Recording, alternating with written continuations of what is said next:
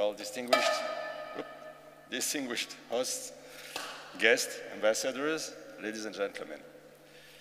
6 weeks from now, 20 heads of state and government will meet under Italian presidency to discuss solutions to heal the major challenges threatening our world: the pandemic, climate change, migration, social inequalities.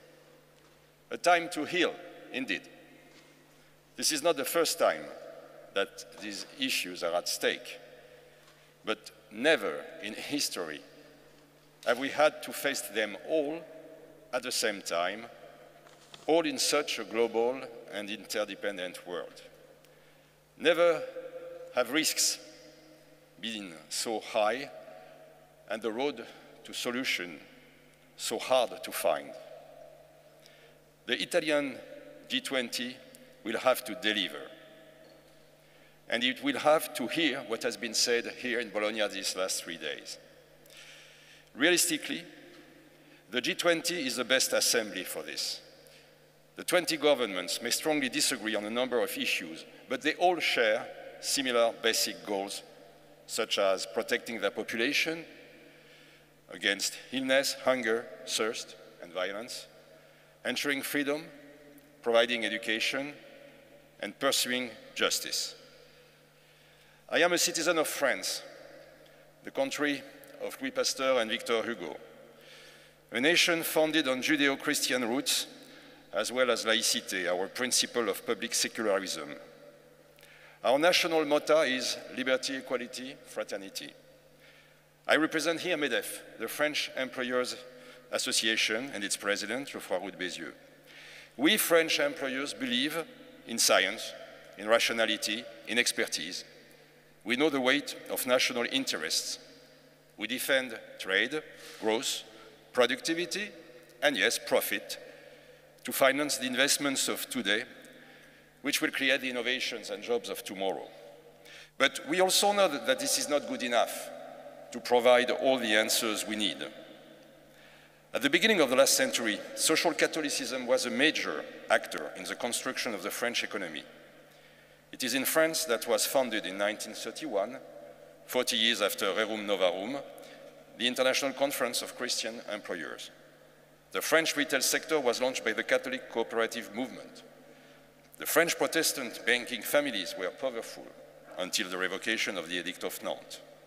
A large part of the French infrastructures developed under the Second Empire were due to Jewish families, whose tradition also made them support science and charities, according to the principle of tikkun olam, repairing the world.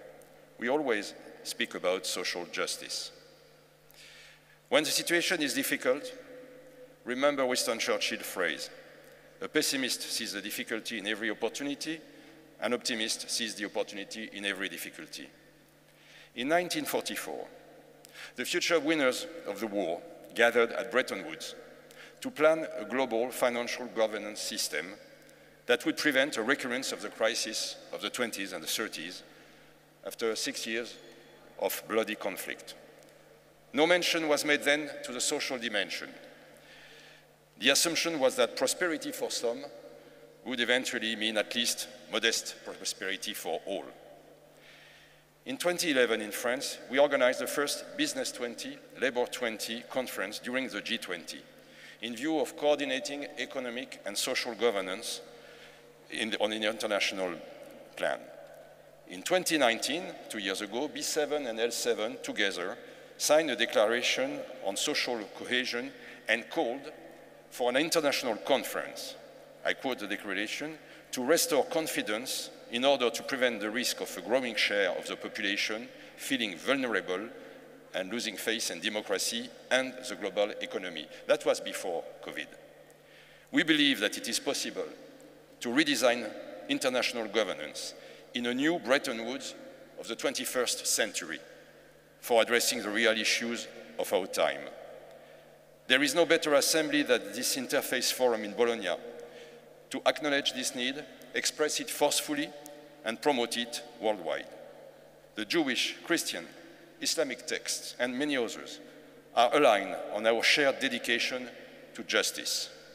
Despite our cultural differences, our singular relations to faith and religion, we know that we can and we shall pursue justice. Today, business leaders and labor organizations need your support, the guardians of conscience, to add your voice, to convince the G20 leaders to act now for a more inclusive and sustainable development, for a better world. As Pope Francis wrote in his message, young people and history will judge us on this. Thank you.